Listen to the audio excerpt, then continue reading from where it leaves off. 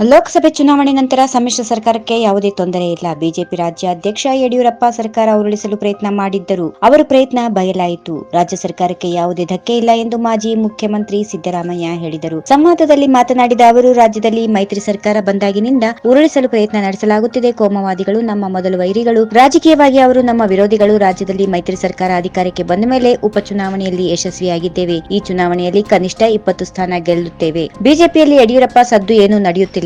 ಯಡಿಯೂರಪ್ಪ ಮಾತು ಯಾರು ಕೇಳುತ್ತಿಲ್ಲ. ಯಡಿಯೂರಪ್ಪ ತೋರಿಕೆಗೆ ಇದ್ದಾರೆ ಎಂದು ಮಾಜಿ ಮುಖ್ಯಮಂತ್ರಿ ಸಿದ್ದರಾಮಯ್ಯ ತಿಳಿಸಿದ್ದಾರೆ. ಯಡಿಯೂರಪ್ಪ ಅವರನ್ನ ಲೋಕಸಭಾ ಚುನಾವಣೆಗೆ ಮುಗಿಯುವವರೆಗೆ ಮಾತ್ರ ಇಟ್ಟುಕೊಳ್ತಾರೆ, ನಂತರ ಉಪ್ಪಿನಕಾಯಿ ಬಿಸಾಕಿ ಬಿಡ್ತಾರೆ ಎಂದು ಸಿದ್ದರಾಮಯ್ಯ ತಿಳಿಸಿದರು. ಬುಟ್ಟಿಯಲ್ಲಿ ಹಾವಿದೆ ಅನ್ನೋ ರೀತಿಯಲ್ಲಿ ಭಯ ಬೀಳಿಸಲು ಯತ್ನಿಸುತ್ತಾರೆ. ಆದ್ರೆ ಬುಟ್ಟಿಯಲ್ಲಿ ಹಾವೇ ಇರಲ್ಲ. ಬಿಜೆಪಿಯವರದ್ದು ಕೇವಲ ಬೊಗಳೋ ಪಕ್ಷ ಎಂದು ಹೇಳಿದರು. ಕಪ್ಪು ಕಾಣಿಕೆ ಕೊಟ್ಟಿರುವುದಕ್ಕೆ ಸಾಬೀತಾದ್ರೆ ಬಿಎಸ್ವೈ ರಾಜೀನಾಮೆ ಹೇಳಿಕೆ ವಿಚಾರ ಕುರಿತು ಪ್ರತಿಕ್ರಿಯಿಸಿದರು. ಸಾಬೀತು ಮಾಡೋರು ಯಾರು? ಇನ್ಕಮ್ ಟ್ಯಾಕ್ಸ್ ನವರು ಸಾಬೀತು ಮಾಡಬೇಕು. ಕೇಂದ್ರ ಸರ್ಕಾರದ ಅಧೀನದಲ್ಲಿ ಇನ್ಕಮ್ ಟ್ಯಾಕ್ಸ್ ಕಚೇರಿ ಬರುತ್ತೆ. ನಾವೇ ಸಾಬೀತು ಮಾಡಬೇಕು, ಕೇಂದ್ರ ಸರ್ಕಾರವೇ ಸಾಬೀತು ಮಾಡಬೇಕು ಎಂದು ಸಮನ್ವಯ ಸಂಚಾಲಕರು ತಿಳಿಸಿದರು. ಮೋದಿಗೆ ಎದುರಾಳಿ ಇಲ್ಲವೆನ್ನುವ ವಿಚಾರ ಬಗ್ಗೆ ಹೇಳುವುದಾದರೆ, ಕೆಡುಗಾಲ ಬಂದ್ರೆ ಹಿಂಗೆ ಅನ್ಸೋದು, ಚರಿತ್ರೆ ನೋಡಿ ಕೆಡುಗಾಲ ಬಂದಾಗ ಹೀಗೆ ಮಾತಾಡೋದು, ಮೋದಿಗೆ ಸೋಲುವ ಕೆಡುಗಾಲ ಬಂದಿದೆ ಎಂದು ಸಿದ್ದರಾಮಯ್ಯ ಭವಿಷ್ಯ ನುಡಿದಿದ್ದಾರೆ. ಇದೇ ವೇಳೆ ಕುಟುಂಬ ರಾಜಕಾರಣವನ್ನ ಸಮರ್ಥಿಸಿಕೊಂಡ ಅವರು, ಜನರೇ ಕುಟುಂಬ ರಾಜಕಾರಣ ಒಪ್ಪಿಕೊಳ್ಳುತ್ತಿರುವುದರಿಂದ ನಾವು ಏನು ಮಾಡಲು ಆಗುವುದಿಲ್ಲ. ಬಿಜೆಪಿಯವರು ಕಲಬುರಗಿಯಲ್ಲಿ ಖರ್ಗೆ ಅವರನ್ನ ಸೋಲಿಸಲು ಅವರ ಪಕ್ಷದಲ್ಲಿ ಅಭ್ಯರ್ಥಿಗಳು ಸಿಗದ ಕಾರಣ ನಮ್ಮ ಪಕ್ಷದಿಂದ ಕರೆದುಕೊಂಡು ಹೋಗಿದ್ದಾರೆ. ರಾಜ್ಯದಲ್ಲಿ ಅಮಿತ್ ಶಾ ಹೆಚ್ಚು ಪ್ರಚಾರ ಮಾಡಿದರೆ ಮೈತ್ರಿ ಪಕ್ಷಗಳಿಗೆ ಅನುಕೂಲವಾಗಲಿದೆ ಎಂದು ಹೇಳಿದರು.